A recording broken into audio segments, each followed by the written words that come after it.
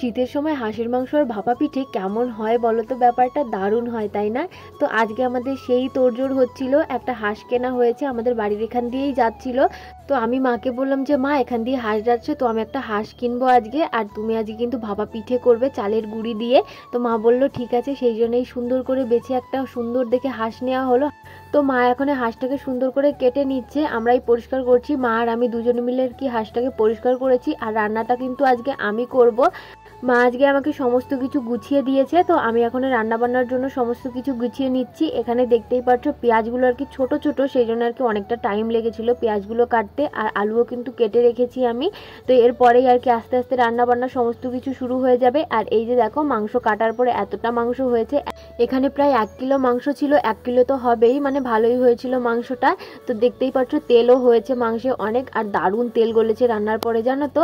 আর এখন আমি রান্না বান্নাটা করব, আর ওদিকে আমার বোন আর কি মশলাটাও বেটে নিয়ে এসছে। আর এই যে আমার সিম্বা, দেখতেই পারছো আমার সিম্বা বেটু, ওনা ভীষণ বদমাশ হয়েছে, কি বলবো তোমাদের, সারাক্ষণ বাড়ির বাইরে থাকে, কখনো বাড়িতে থাকে না, আর ভীষণ রোগা হয়ে গেছে। আগে যে কত সুন্দর একটা শরীর ছিল, নাদুস নুদুস, সেটা আর একদমই নেই, মানে অর্ধেক হয়ে গেছে। আগে ওর শরীরের যত ওজন ছিল তার অর্ধেক ওজন হয়েছে, মানে সারাদিন ঘুরে বেড়ায়, দৌড়ে বেড়ায়, আর খাওয়া দাওয়া ঠিক মতো করে না। তো সেই জন্যই আর কি ওই অবস্থা হয়েছে ওর। আর এদিকে কিন্তু রান্না বান্নার জন্য আমি উনানটাকে জ্বালিয়ে নিচ্ছি, আর মাংস টাংস এই সমস্ত কিছু উনানে রান্না করলে কিন্তু দারুণ টেস্টি হয়। আর এই বাড়িতে আসলে না বেশিরভাগ আমি উনানেই রান্না করি, কারণ উনানে রান্না করতে আমার ভীষণ ভালো লাগে। আর আমার শ্বশুর বাড়িতেও আমার ঠাকুমা আমায় মারা যাওয়ার আগে একটা উনান করে দিয়ে গেছিলো, তো ওই বাড়িতে এখন থাকি না, উনানের কি অবস্থা কি জানি বুঝতেই পারছি না। গিয়ে উনানটাকে আবার ঠিক করতে হবে, কারণ আমি যখন ওই বাড়িতে থাকতাম রোজ আমি উনানটাকে সুন্দর করে লেপে টেপে পরিষ্কার করে রাখতাম। আর ঘরের পেছনে যেহেতু, সেই জন্য আর কি না রান্না করতে যাওয়া হতো না, কিন্তু আমি চেষ্টা করি উনানটাকে সুন্দর করে রাখার। কারণ ওই ঠাকুমা না আমার উনানটা বানানোর সময় আমাকে বলেছিল উনানটাকে যত্ন করে রাখিস, কারণ আমি কবে মারা যাব আর করে দিতে পারবো না, এটাই হয়তো আমার লাস্ট উনান করা তোর বাড়ি। তো এটাই আর কি বলছিল। তো সেই কথাগুলো মনে পড়ে ভীষণ খারাপ লাগে। সত্যিই হলো ওটা, আমার ঠাকুমা আর কিছু করতে পারেনি, ওটাই আমার ঠাকুমার হাতের মানে লাস্ট স্মৃতি আমার কাছে।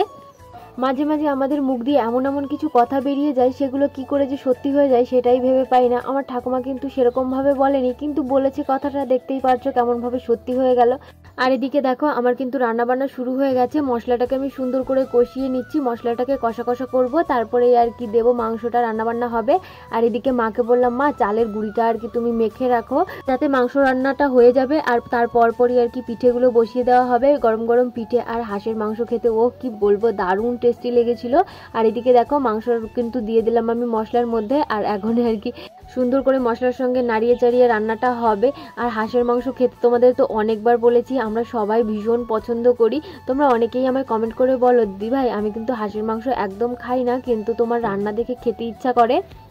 যারা তোমরা হাঁসের মাংস খেতে পছন্দ করো না বা খেতে চাও না, তারা একবার আমার বাড়িতে এসো, আমি তোমাদের হাঁসের মাংস রান্না করে খাওয়াবো। তোমাদের সত্যি বলছি তোমরা হাঁসের মাংসের প্রতি পুরো প্রেমে পড়ে যাবে, ভীষণ টেস্টি একটা মাংস। আর এদিকে কষানো হচ্ছে, আর আমার ভাই বোন সবগুলো একদম পাগল হয়ে গেছে, খাবে দাও দাও করছে আমাকে।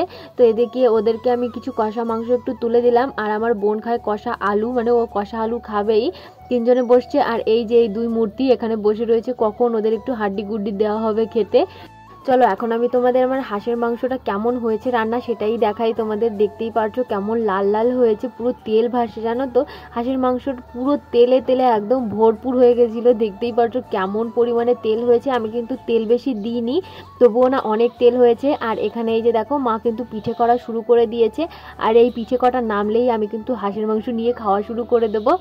আর আমি তোমাদের আগের মতো ভিডিও দিতে পারছি না, আমারও ভীষণ খারাপ লাগছে জানো তো, কারণ আমার ফোনটা ভীষণই খারাপ হয়ে গেছে। একটা ভিডিও এডিট করতে ফোন যে কতবার বন্ধ হয়ে যায় তার কোনো ঠিক নেই। নতুন ফোন কিনলে আমি তোমাদেরকে নতুন নতুন ভিডিও দেবো।